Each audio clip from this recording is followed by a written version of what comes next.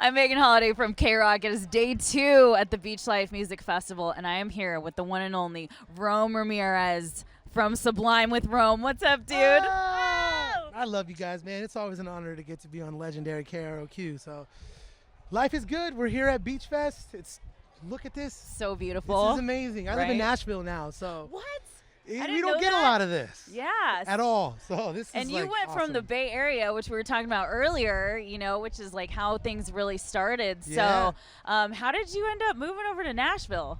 Well, I've lived in Los Angeles for like the last 15 years of my life. I love Los Angeles, man. Studio guy. And, I started having children and I wanted a little bit of space. And, this was right when the pandemic was going on. And I Los Angeles, for somebody who has spent half of his life in Los Angeles, watching the city shut down like that was very painful. It was because LA has got an electricity to the city that is just something that if you live there or from there, you know what I'm talking about. And when that light dimmed during those years, it was really hard for me to be there.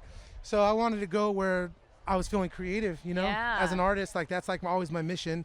And thank God my wife is awesome and she's down for my plans. But so we decided to go to Nashville, and it's really hot. Yeah. But we like it. It's cool. It's cool. Well, it's a great place because you have some of the best songwriters in Totally. Nashville. You know what's cool about it is no matter where you go, there's a music note on a park bench or a guitar on the side of a building, Aw. or bands playing live at every restaurant, and it's you're just surrounded by music. And it reminded me a lot of early LA, when LA was powered predominantly by film and music. And it just has that kind of energy now. So I go where the energy goes. That's awesome. And I know that you guys have been working on a new album. So Yeah. can you talk a little bit about what's going on? Yes, I will. Man, I'd love to. Okay. So we tried writing this record a couple of times. We've been trying to write this record since 2020.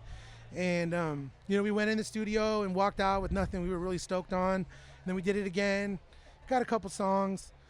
But it wasn't until, I think, honestly, once we started touring again and we were spending a lot of time together again, being on the bus and, just traveling in the dressing rooms and stuff, we were able to kind of get a scope on the sound that we wanted for this record, and then kind of make the record off of that versus just try and make a record for making a record's sake.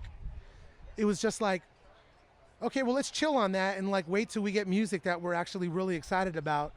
And then let's go and make a record off of those songs. And that's what we did. And we just left Texas. Sonic Ranch is where we go record our albums. We left there about 2 months ago. And I'm sitting on 14 songs right now. And it's cool, man. I've been working with all kinds of awesome homies on the record. Shout out to Miguel from OG Sublime Camp. He really helped me kind of, guide the direction of this album and talk to me about the process of how the guys used to do it back in the day. And, working with cats like David Kahn and, Stu Brooks and stuff like that. It's awesome. It's feeling really communal. It's feeling I'm feeling right. Well, I could tell you just have such, excitement and great energy right now. Thanks. And My wife always says, "Why are you juiced all the time?"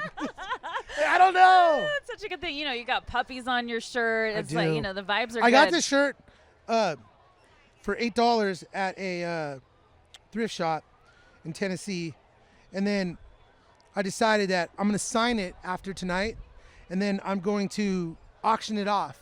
And all of the money, 110, I'll match whatever the top bid is. So 200% of the proceeds will go to a doggy foundation Oh, my goodness. to help the puppies. I love that so much. I love that. And you're about to go on stage and play 40 Ounces to Freedom, which is one of the greatest albums of all time. How does it Yeah. feel to carry this legacy of Sublime?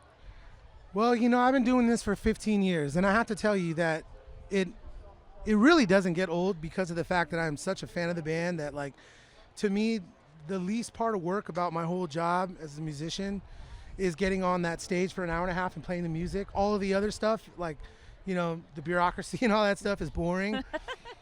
But doing something like this where we're honoring an album that, was actually pivotal to my life personally, I don't know, it hits different. It's really different. Because it's important to me. It's important to me that I come up there and fucking knock it out of the park, man, because I think Brad's watching and I think he's listening. And with something like this, you know, this album means so much to a lot of people, myself included, that I don't want to mess it up. I want to do it awesome, you know? You're going to crush it. And this album means so much to me. And everyone's just going to be out there screaming the words with you. And it's going to be so incredible. It's amazing. So, Rome, I want to thank you so much. And, you know, just can't wait for the new tour that's coming up, the new album and everything. Stupid. Yep. Let's go. And Finally. Atmosphere. Yeah, Say what's up to Atmosphere, Slug. amazing. Yes. The movement, yeah, it's going to be a party.